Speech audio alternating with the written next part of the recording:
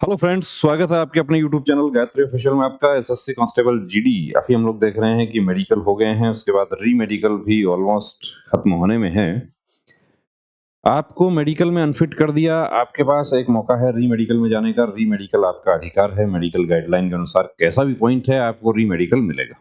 2021 के बाद इसको संशोधन किया गया।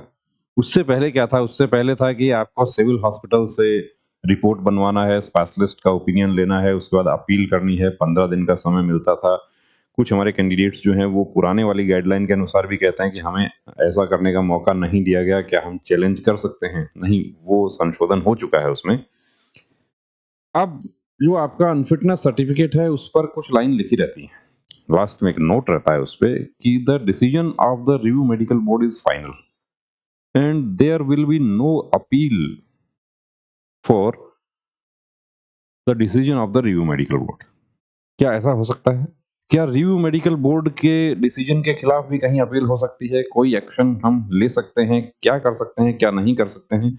देखिए, यहाँ पर हम बात करते हैं, ये हाइपरटेंशन एक सर्टिफिकेट आपको दिखा रहे हैं। हाइपरटेंशन, ब्लड प्रेशर ज्यादा था, उसमें इनको अनफिट कर दिया गया। ये री मेडिकल बोर्ड का सर्टिफिकेट है।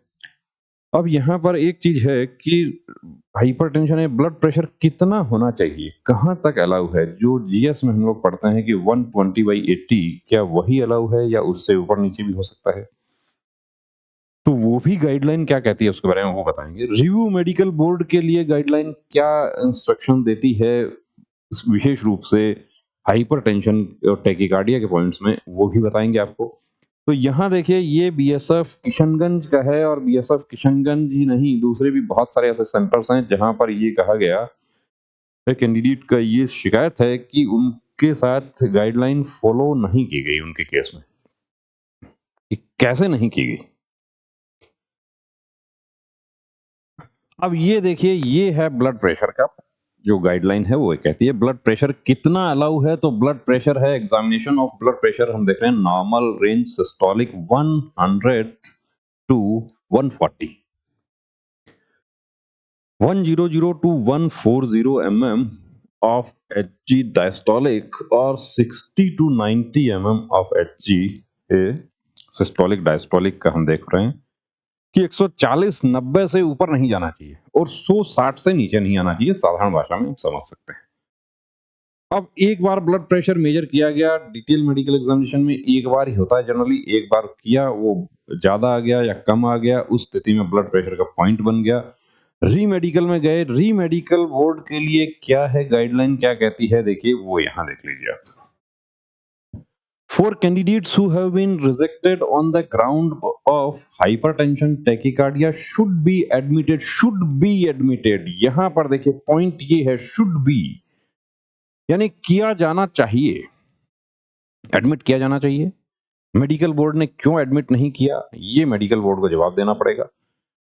अब जो हमने आपको सर्टिफिकेट दिखाया, उनको भी एडमिट नहीं किया गया था, उन्होंने भी चैलेंज किया है इसको। और एक दूसरे कैंडिडेट हैं, उनका मेडिकल हुआ था जोधपुर में, तो उन्होंने माननीय जोधपुर उच्च न्यायालय में उसको चैलेंज किया।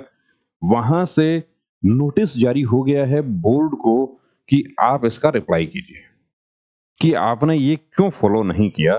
तो यहां पर देखिए, ये है S B civil writ petition number, आप देख पा रहे हैं यहाँ पे कि ये नंबर आपको दिखा देते हैं, 186812024।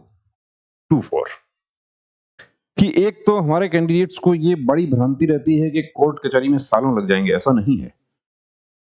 मेडिकल हुआ था, कब हुआ? तो आप समझ रहे हैं कि 23 सितंबर से मेडिकल स्टार्ट हुए हैं, और उसके बाद ये रिट पिटीशन लगी, उसके बाद ऑर्डर भी हो गया, और ऑर्डर के बाद अगली सुनवाई कब है वो भी आपको दिखा देते हैं। अब इसमें पार्टी जो है वो वर्सेस यूनियन ऑफ इंडिया इसमें रहेगी, और बाकी पार्टीज हैं उसके बारे में बताया गया है। ऑर्डर क्या है? ऑर्डर जो है वो है, ये देखिए, ऑर्डर कब का है? तो 19/11 को ये ऑर्डर हो गया, 19 नवंबर। सुनवाई अगली कब की है वो भी बता देते हैं आपको। यहां पर देखिए 18 को ऑर्डर हो गया, sorry. Learned council for the petitioner contents that guideline dated, ये गाइडलाइन है 31/5/2021 का, Clause 7E thereof clearly envisages that a candidate who is rejected on the ground of, वही जो हमने आपको दिखाया, गाइडलाइन जो दिखाया था, वही पॉइंट यहां पर उठाया गया है। Of hypertension should be admitted hospitalised before conducting a review medical board, the said guideline has not been implemented in the case of the petitioner. Issue notice कि नोटिस जारी कर दिया गया है, नोटिस जारी किया है और अगली सुनवाई कब की है, तो वो है लिस्ट ऑन 27 नवंबर 2024। वीडियो का मकसद सिर्फ और सिर्फ आप लोगों को अपने कानूनी अधिकारों की जानकारी देना है। गाइडलाइन में जब क्लियर लिखा हुआ है कि शुड बी एडमिटेड, तो ऐसा क्यों हो रहा है? क्या रिव्यू मेडिकल बोर्ड जो है वो गाइडलाइन को फॉलो नहीं कर रहा, या जो डायरेक्टर जनरल एडीजी मेडिकल के द्वारा जो गाइडलाइन जारी की गई है, रिव्यू मेडिकल बोर्ड के अफसरान जो है वो क्या उससे ऊपर हैं? ऐसी बहुत सारे पॉइंट्स हैं जो जब कंटेस्ट किए जाते हैं उनका जवाब दिया जाता है। दोनों पक्षों को सुनने के बाद माननीय न्यायाधीश महोदय फैसला देते हैं। और यहाँ पर तो देखिए क्लियर कट है कि एडमिट तो किया जाना चाहिए।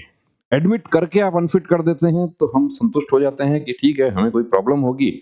लेकिन एक यंग एज में एक कैंडिडेट को ब्लड प्रेशर का इशू आ रहा है और वो भी सिर्फ 3 बार नापा गया और 1 घंटे के अंतराल में ही 3 बार नाप दिया गया, तो क्यों गाइडलाइन बना के 24 घंटे के, यहाँ तो ये नहीं दिखा है 24 घंटे के लिए एडमिट किया जाना चाहिए। एडमिटेड, तो एडमिटेड का मतलब है कि कुछ ऑब्जर्वेशन का एक रीजनेबल पीरियड तो होगा। तो बने रहिए दोस्तों हमारे साथ। और उससे पहले एक बात और बता दें आपको कि यदि किसी भी पार्टी को देखिए इस वीडियो से आपत्ति होती है तो वीडियो रिमूव कर दिया जाएगा।